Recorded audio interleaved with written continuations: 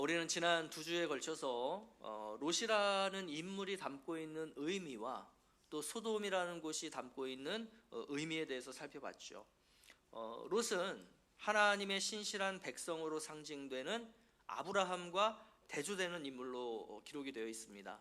적당히 세상적인 인물, 그러면서 적당히 하나님 나라적인 인물, 그것이 바로 롯이었죠.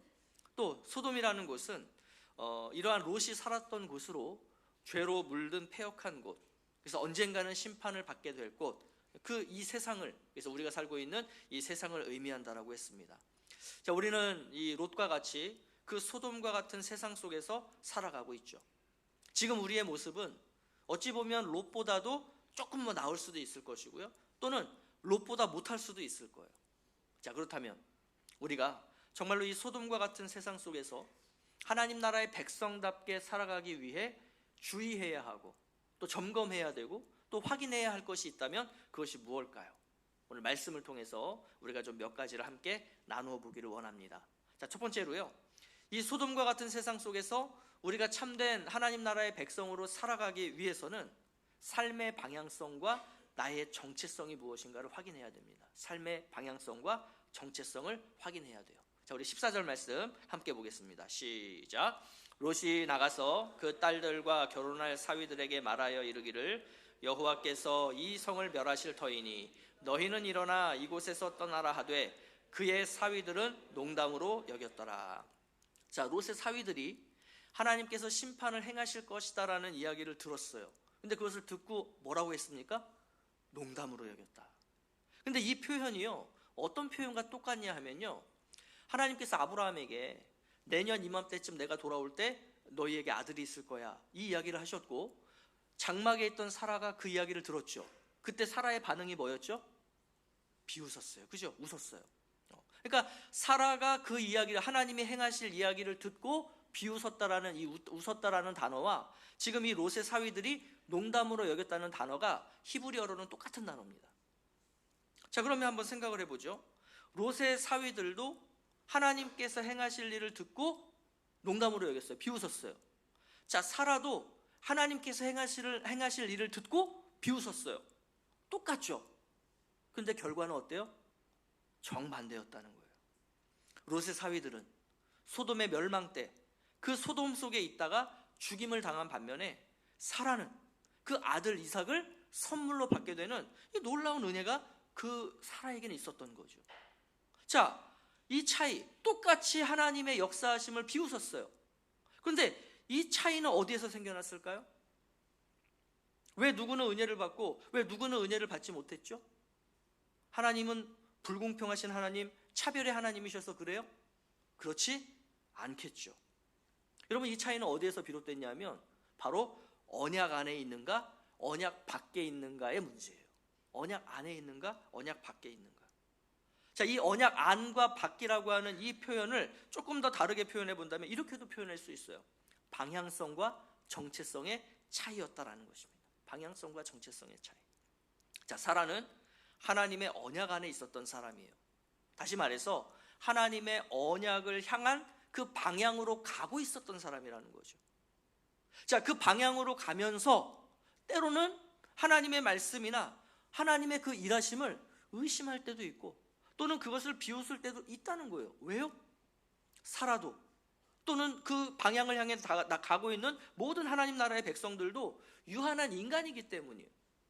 우리는 유한하고 무지한 인간이기 때문에 하나님이 어떤 놀라운 일을 행하신다라고 할 때 그것을 비웃을 수도 있고 또는 그것을 믿지 않을 수도 있어요. 그럼에도 불구하고 그 언약이라고 하는 그 방향 속에서 나아가고 있는 사람들에게는 뭐가 있다는 거예요?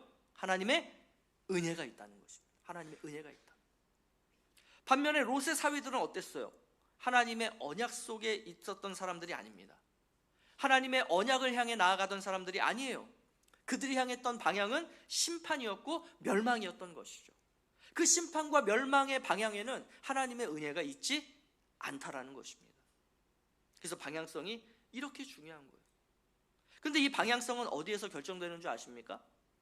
하나님이 누구시고 내가 누구인가를 알 때, 즉 나의 정체성이 무엇인가를 알 때 그 방향성이 결정이 되는 거예요. 왜 그럴까요? 여러분, 하나님이 누구신 줄 알고 내가 어떠한 존재인지를 알면요, 지금 내가 언약 속에 있구나, 은혜 속에 있구나, 나에게 구원이라는 것이 주어졌구나를 발견하게 되기 때문이에요. 여러분, 한번 생각해 볼까요?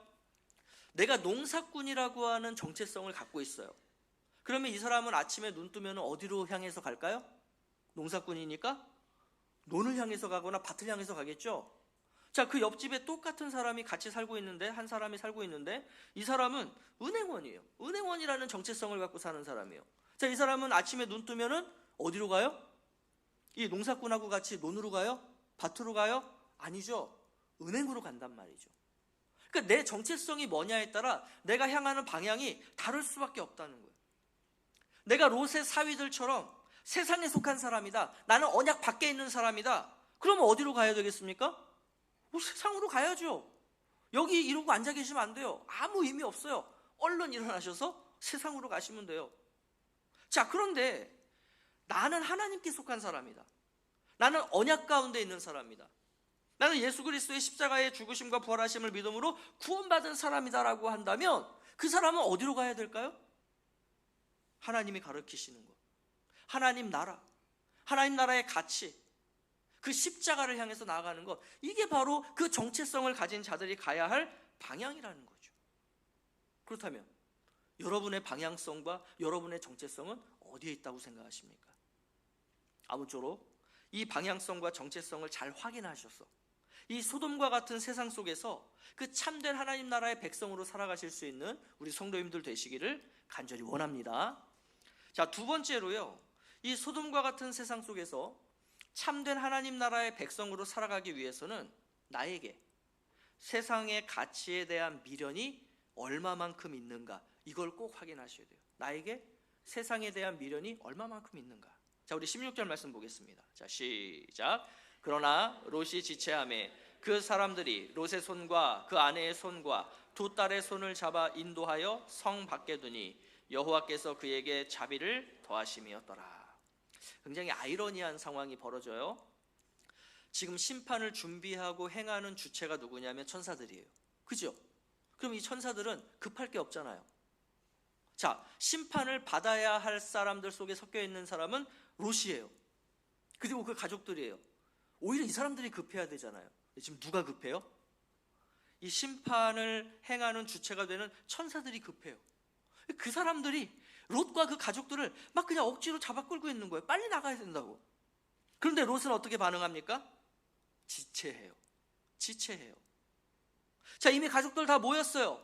빨리 나가면 돼요. 그런데 왜 롯은 소돔을 바로 떠나지 못하고 지체했을까요? 자, 또 26절입니다. 롯의 아내는 뒤를 돌아보았으므로 소금 기둥이 되었더라. 자, 예수님께서 누가복음 17장 말씀에서 롯의 철을 기억하라, 이렇게 말씀하셨어요. 그 말씀을 하실 때 어떤 내용을 주님께서 말씀하셨냐면 심판의 때에 세상의 것들에 미련을 두지 말라는 그런 말씀이었어요. 즉 롯이 지체한 것도 소돔의 삶에서 미련을 두고 있다라고 하는 그 표현을 지체했다라는 말로 표현을 한 거예요. 롯의 아내가 뒤를 돌아보았다라는 것도요, 뭐 이렇게 진짜 고개를 돌려서 이렇게 뒤를 돌아보았다, 이걸 지금 말하는 게 아니고 소돔의 삶에 미련을 두었다는 것을 뒤를 돌아보았다라는 이 은유적인 표현으로 한 것이죠.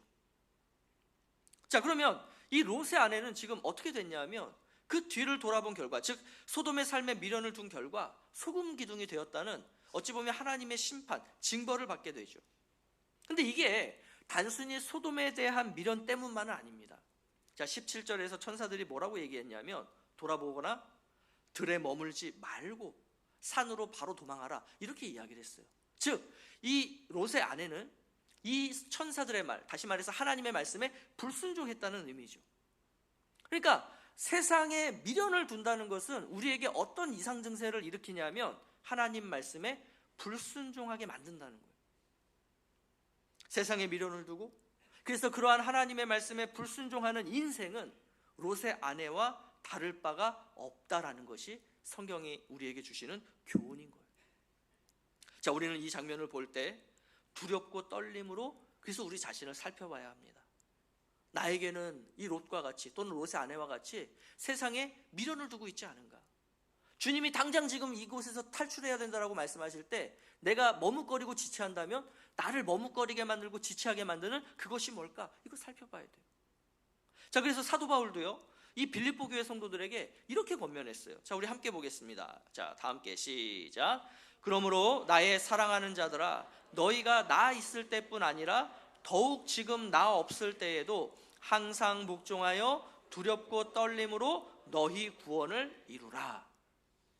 여러분, 우리가 세상의 가치에 대한 미련 때문에 하나님 말씀에 불순종하지 않게 돼요. 이거는 너무나 당연한 법칙이에요. 세상에 대한 미련이 크면 클수록 하나님 말씀에 대한 불순종도 커지게 되는 겁니다. 세상에 대한 미련이 적으면 적을수록 하나님 말씀에 순종하는 것도 더 많아지는 거예요. 그런데 우리가 세상의 가치에 미련을 두고 그러면서 하나님 말씀에 한 번씩 두 번씩 점점 불순종하다 보면요, 이게 이제 어떻게 되냐면 우리의 삶에서 이게 굳어져 버려요. 그러니까 마치 이 롯의 처가 소돔의 미련을 둔 나머지 소금 기둥이 된 것처럼 우리도 세상의 미련을 두고 그러다 보니 하나님 말씀에 불순종하는 어떤 삶이 내 삶에서 정형화, 즉 소금 기둥처럼 된다는 거예요. 이것이 곧 소금 기둥이 된다는 의미일 텐데, 결국 그러한 인생은 어떻게 되느냐? 롯의 처처럼 구원받지 못한 인생일 수 있다라는 겁니다.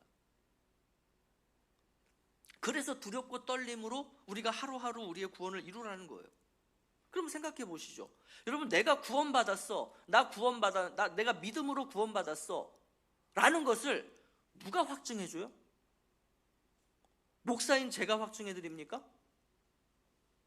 여러분들 스스로가 나의 이 믿음은 진짜 믿음입니다, 나는 하나님 앞에서 나는 구원받을 믿음을 가진 자입니다, 여러분들 확증하실 수 있어요? 이 확증, 내가 구원받았다는 것을 누가 확증해 주냐면 이것은 심판주이신 하나님 외에는 우리에게 확증해 주실 수 있는 존재가 없어요. 내 믿음이 진짜이냐 가짜이냐 내가 정말로 100% 확신할 수 있느냐는 거예요. 자, 확신할 수 있다면 그 근거가 뭐냐는 거예요. 무엇으로 내 믿음이 진짜인지 점검하겠어요? 사도 바울이 한 가지의 근거를 줘요. 그게 뭐냐면 항상 복종함이 너에게 있느냐 없느냐. 그러니까 세상에 미련을 두면요, 하나님 말씀에 항상 복종할 수 없다니까요. 그렇기에 우리는 먼저 하나님 말씀을 알고 그 하나님 말씀에 복종하면서 두렵고 떨림으로 내 믿음이 진짜 믿음인가? 내가 지금 구원받은 자로서 잘 살고 있는가? 내가 구원받은 자인데, 내가 믿는 자라고 하는데 내가 하나님 앞에 항상 복종하지 못하고 있다면 나 구원받은 거 맞아? 늘 우리는 두렵고 떨림으로 하루하루 이루어가야 한다는 그런 의미인 것이죠. 아무쪼록 이 세상에 대한 이 미련이 나에게 얼마나 있는지를 잘 확인하시고, 그래서 정말로 이 소돔과 같은 세상 속에서 하나님 나라의 백성답게 살아가시는 우리 성도님들 되시기를 또한 간절히 원합니다. 자, 세 번째로요, 이 소돔과 같은 세상 속에서 참된 하나님 나라의 백성으로 살아가기 위해서는 내가 인지하지 못하고 있는 세상과의 동화됨을 확인해야 돼요. 내가 인지하지 못하고 있는 세상과의 동화됨. 자, 우리 31절 32절 말씀 보겠습니다. 시작.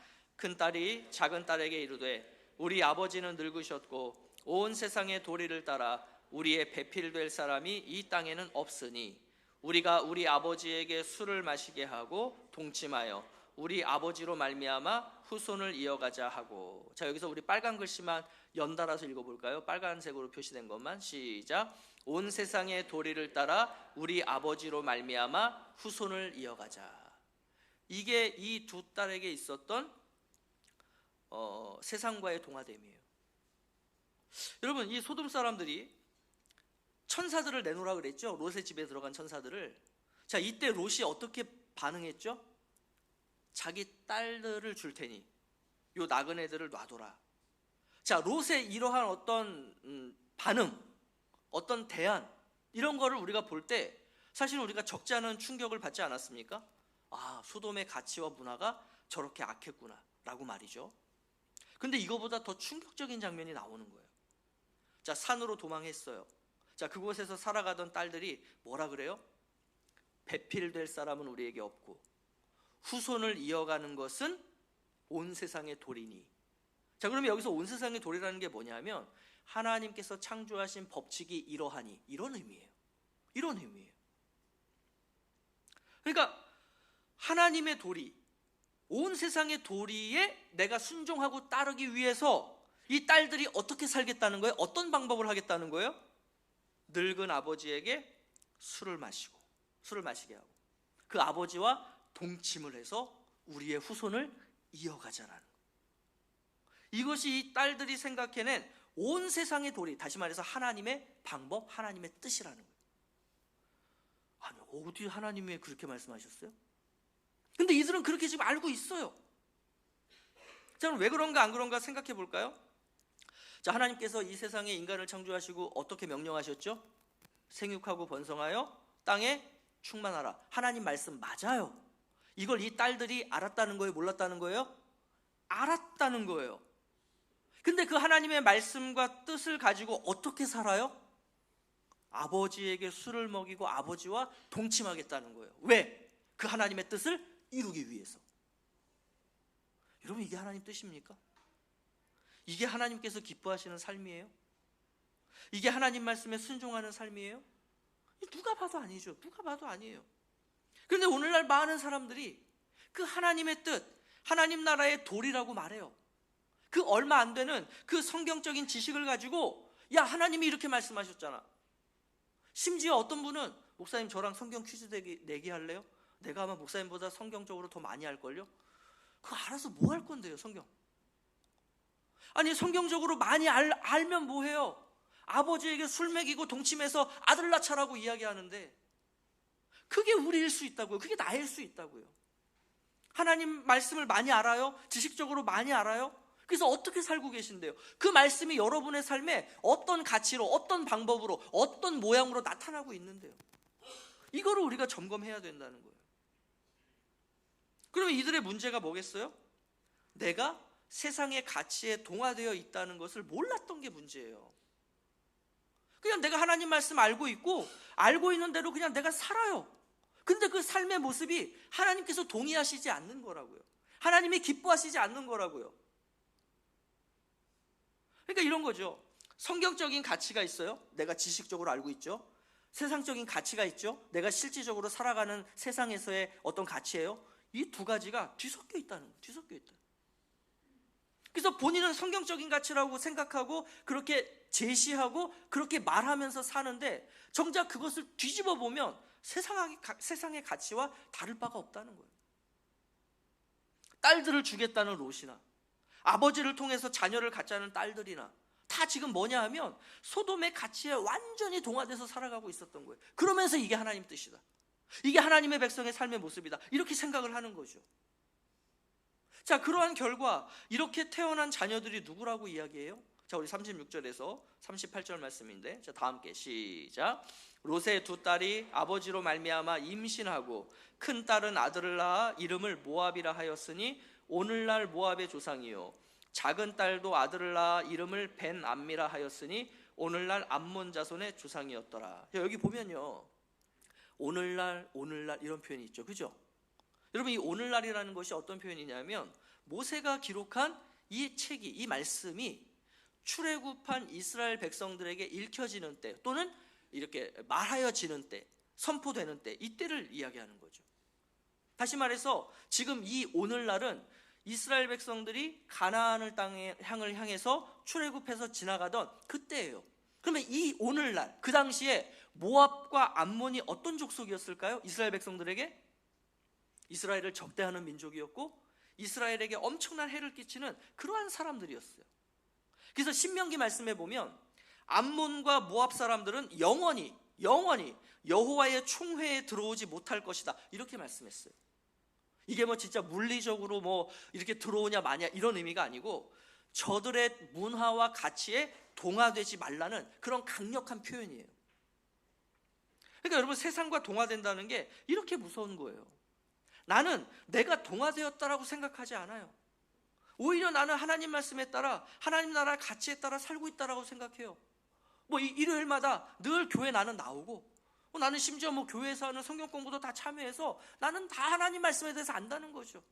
나 20년, 30년 전에 그 제자 훈련 나는 다 받았다는 거예요. 아니, 그래서요.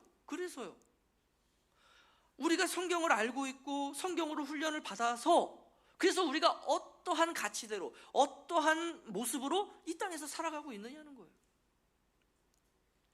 나는 하나님 나라의 가치에 따라 살고 있어요, 나는 하나님 말씀에 순종하고 있어요 라고 내가 이야기할 게 아니라, 나에게 정말 세상과의 동화됨이 있는가 없는가, 내가 생각하고 내가 말하고 내가 행하고자 하는 어떤 것들이 정말로 이것이 하나님 나라의 가치에 합당한 것인가, 이거를 끊임없이 우리가 확인하지 않으면 우리는 어느샌가 세상과 동화되어서 하나님께 불순종하면서 이게 하나님 뜻이다, 그렇게 살아가는 인생이 될 수도 있다는 거예요.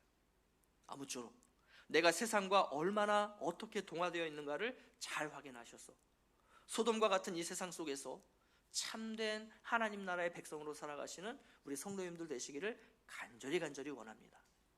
자, 지금까지 우리는 소돔과 같은 세상에서 이 하나님 나라의 백성으로 살기 위해 뭘 경계해야 되고 확인해야 되는가, 세 가지의 주제를 살펴봤죠. 우리 한번 보시고 같이 한번 정리해보죠. 자, 우리 1번부터 한번 읽어보겠습니다. 시작. 방향성과 정체성 확인하기. 두 번째, 세상에 대한 미련이 나에게 얼마나 있는지 확인하기. 세 번째, 인지하지 못하고 있는 세상과의 동화 확인하기. 자, 그러면 여러분들에게 질문 드려볼게요. 어떻게 확인하실 거예요? 뭘 가지고 이 세 가지를 확인하실 거예요? 여러분, 성경이 말씀하시는 확인할 수 있는 유일한 방법이 있는데, 그게 뭐냐면 말씀과 기도 외에는 방법이 없어요. 우리 교회가 말씀인 성경을 다양한 방식으로 공부도 하고 심지어 이 말씀을 가지고 훈련도 시킨다라고 이야기를 해요. 왜 그렇겠어요? 이거 하자는 거예요. 여러분, 우리가 매주마다 구역으로 모여서, 소그룹으로 모여서 하나님의 말씀을 가지고 뭘 나눠요. 뭘 나누세요? 자, 성경 공부해요. 그 성경 공부한 거 가지고 뭐 해요? 이거 하자는 거예요.